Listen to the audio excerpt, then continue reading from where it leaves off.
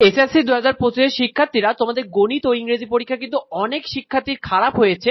তো গণিত ও ইংরেজি পরীক্ষা খারাপ হলেও কিভাবে এ প্লাস আসবে এটা নিয়ে আজকে কথা বলবো। তাই তোমাদের জন্য সম্পূর্ণ ভিডিওটি অনেক বেশি জরুরি। শিক্ষার্থীরা তোমাদের এসএসসি পরীক্ষার রেজাল্ট কিভাবে হবে দেখো। তোমাদের কিন্তু এসএসসি পরীক্ষাটি কিন্তু 10টি সাবজেক্টে হচ্ছে। তো তোমাদের চতুর্থ বিষয়ে যদি তোমরা এ প্লাস পাও সেটার জন্য কিন্তু তোমার মূল রেজাল্টে জিপিএ 3 পয়েন্ট যোগ হবে। যদি তুমি এ গ্রেড পাও তাহলে কিন্তু তোমার মূল রেজাল্টের সাথে 2 পয়েন্ট যোগ হবে। এ মাইনাস পেলে 1.5 পয়েন্ট যোগ হবে। বি গ্রেড পেলে কিন্তু 1 পয়েন্ট তোমার মূল রেজাল্টের সাথে যোগ হবে। শিক্ষার্থীরা তোমার মূল রেজাল্টকে কিন্তু 9 দিয়ে ভাগ করলেই কিন্তু তোমার রেজাল্ট তৈরি করা হয়। অর্থাৎ আমরা কিভাবে রেজাল্ট তৈরি করা হয় দেখো।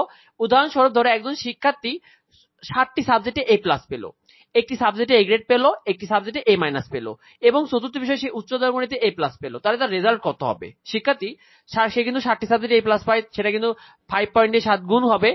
একটি সাবজেক্টে সে এ গ্রেড পায় 4 পয়েন্ট, একটি সাবজেক্টে এ মাইনাস পায় 3.5 এবং চতুর্থ বিষয়ে সে এ প্লাস পেয়েছে, তাই কিন্তু 3 পয়েন্ট যোগ হয়েছে। তার মূল রেজাল্ট টোটাল যোগ করে এসেছে কিন্তু 4.50। সেটাকে তুমি 9 দিয়ে ভাগ করতে হবে। 9 দিয়ে ভাগ করে দেখো আসছে 0.05, অর্থাৎ তার রেজাল্ট কিন্তু এ প্লাস বা জিপিএ 5। এভাবে কিন্তু তুমি 9 দিয়ে ভাগ করে তোমার রেজাল্টটি বের করতে পারবে। শিক্ষার্থীরা তোমাদের গণিত ও ইংরেজি পরীক্ষা তাদের খারাপ হয়েছে। দেখো গণিতে যদি তোমার এ গ্রেড পাও এবং ইংরেজি পরীক্ষায় যদি এ গ্রেড পাও, সে সাথে তুমি আরো একটি সাবজেক্টে যদি এ গ্রেড পেলেও তোমার বাকি সাবজেক্টগুলোতে যদি এ প্লাস থাকে তাহলে কিন্তু তোমার মূল রেজাল্ট এ প্লাস আসবে। শিক্ষার্থী তোমার যদি গণিত পরীক্ষায় এ মাইনাস থাকে, ইংরেজি পরীক্ষায় যদি এ মাইনাস আসে এবং বাকি সাবজেক্টগুলোতে তুমি যদি এ প্লাস পাও তাহলে কিন্তু তোমার মূল রেজাল্ট এ প্লাস আসবে। শিক্ষার্থী তুমি যদি গণিত পরীক্ষায় বি গ্রেড পাও, ইংরেজি পরীক্ষায় এ গ্রেড পাও এবং বাকি সাবজেক্টগুলোতে যদি এ প্লাস পাও তাও তোমার মূল রেজাল্টে কিন্তু এ প্লাস আসবে।